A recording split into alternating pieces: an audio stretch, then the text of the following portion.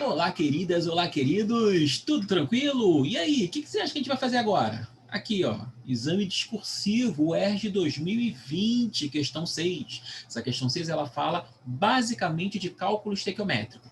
Claro, tem uma outra perguntinha aqui, uma outra ali. A UERJ sempre faz mais de uma pergunta em cada questão para poder, né, abrir o leque de possibilidades de cobrança dos assuntos dentro das questões, já que são 10 questões só na prova discursiva. Tá? Mas o que vai dar mais trabalho nessa questão é a parte de cálculo estequiométrico, beleza? Vamos ver se a gente consegue matar essa daqui rapidinho. Se liga. Questão aqui com a gente, tá bom? Vamos lá. Uma amostra impura de 200 gramas do óxido de arsênio 3 foi submetida a determinado processo que envolve a seguinte sequência de reações. Na reação 1, você pega o óxido de arsênio 3, reação com zinco em meio ácido, formando o AS2H3, o hidreto de arsênio, cátion zinco 2+, e água.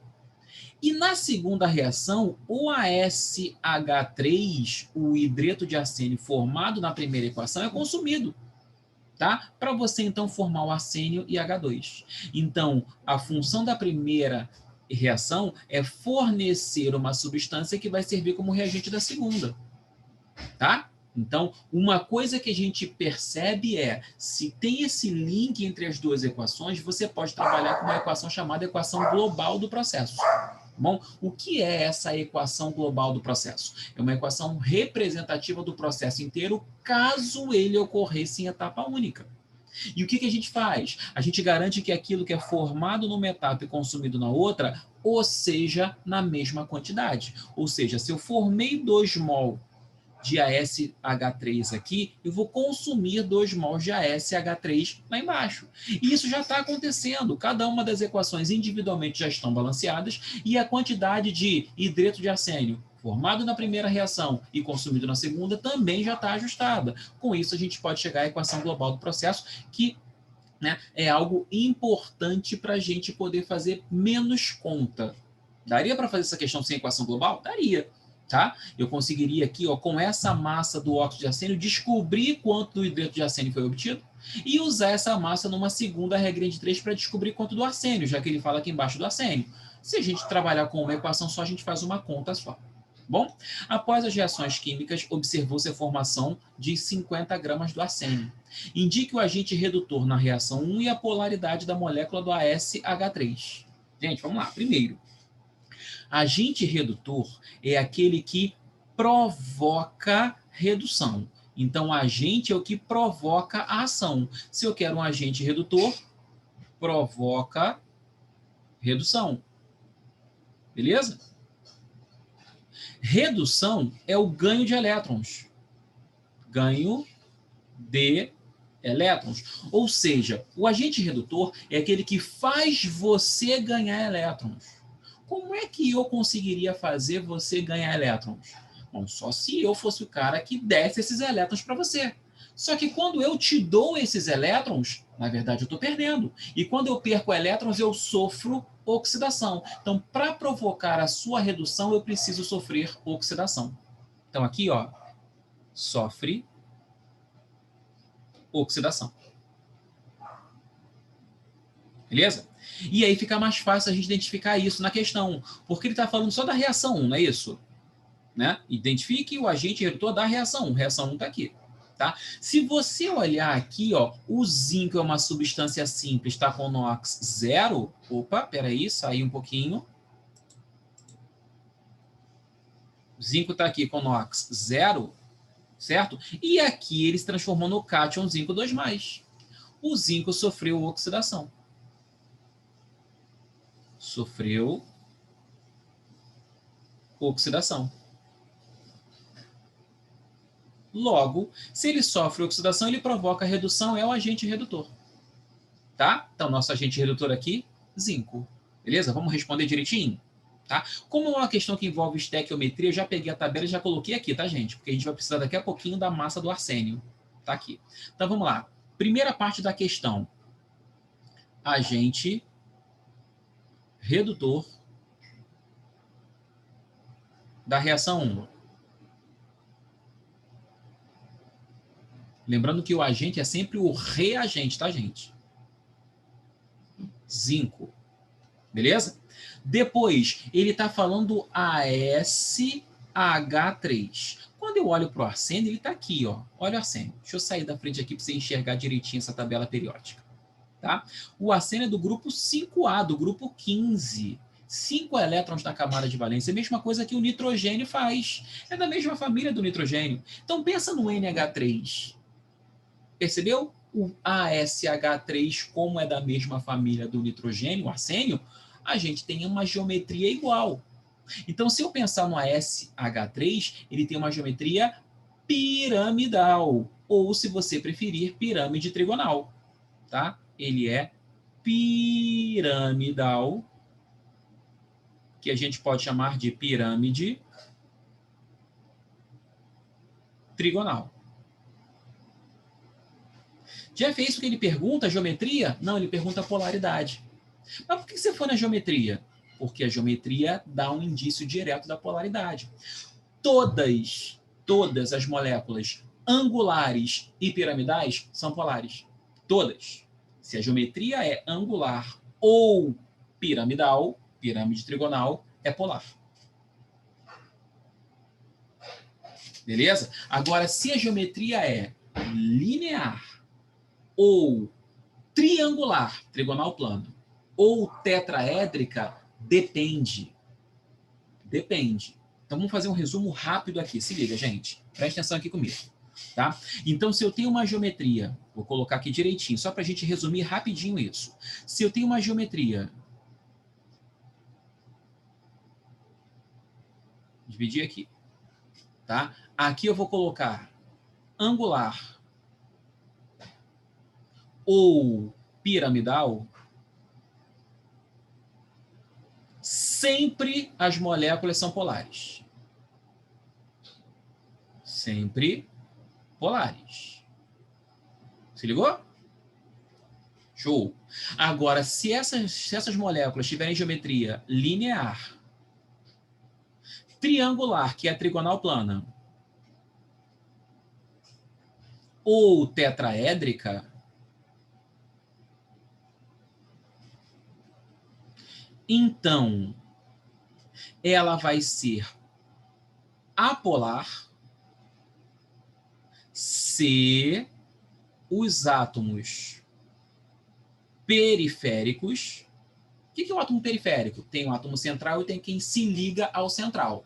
No caso do AsH3, a geometria é piramidal, tá aqui. O As é o átomo central, o hidrogênio é o átomo periférico. Beleza? E aí sobrou um par de elétrons aqui. Beleza? Então, se os átomos periféricos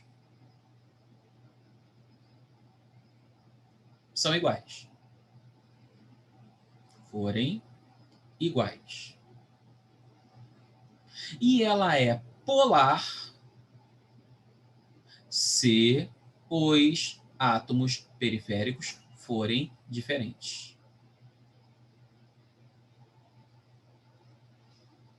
Pronto?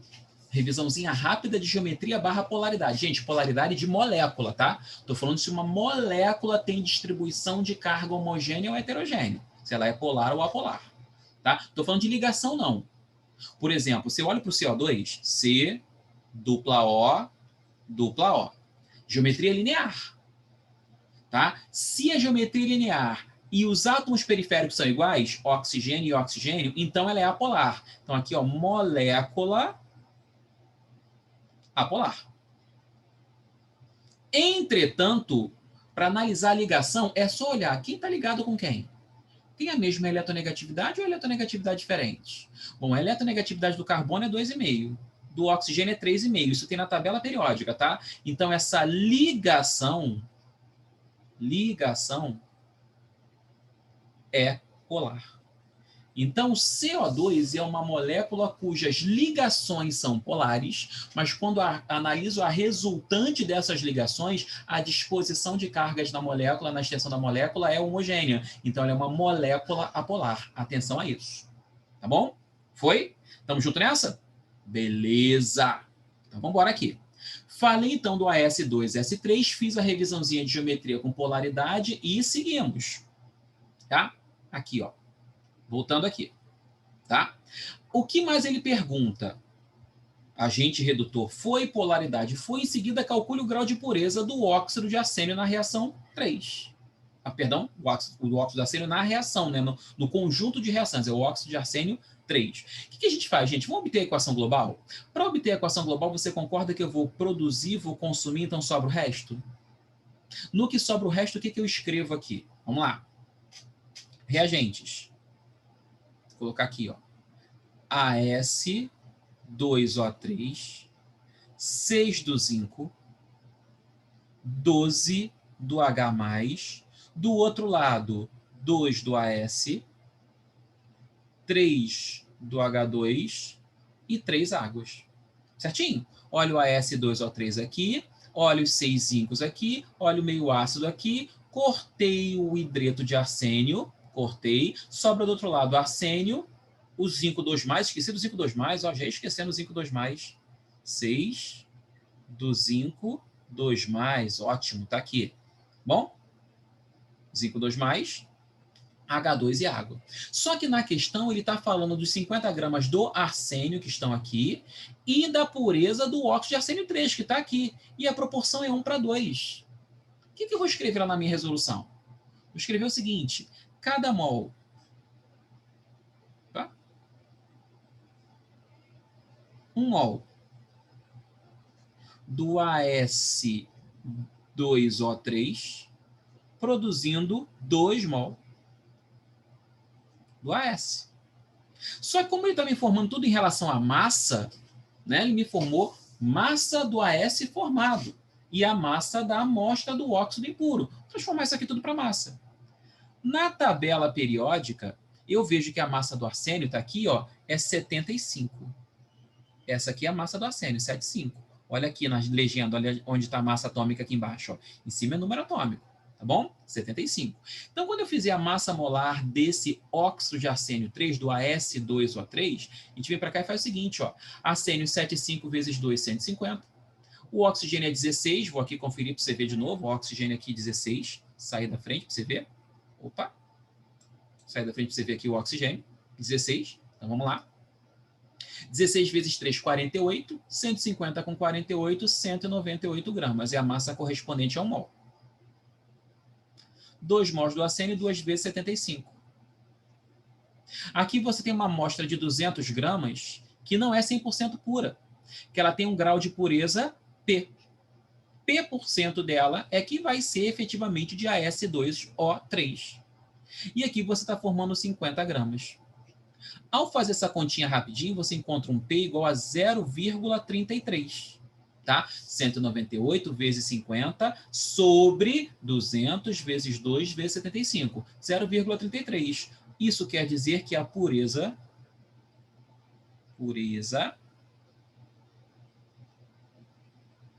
é de 33%. Esse aqui é o número decimal correspondente à pureza. Certo, gente? E aí, o que você achou? Bacaninha a questão?